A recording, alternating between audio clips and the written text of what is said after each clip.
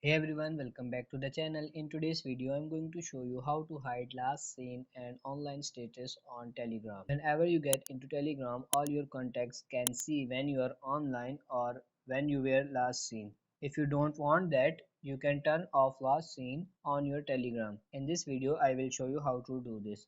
So first of all, you have to open Telegram and tap on these three bars. Click on this settings, go for privacy and security. Tap on this last seen and online. You will see all these options. Now if you select my contacts, only your contacts will be able to see when you were last online. And if you select nobody, no one will be able to see when you are last online. So just tap on this nobody, tap on this check icon, click on OK, and now no one can see when you are last active on Telegram.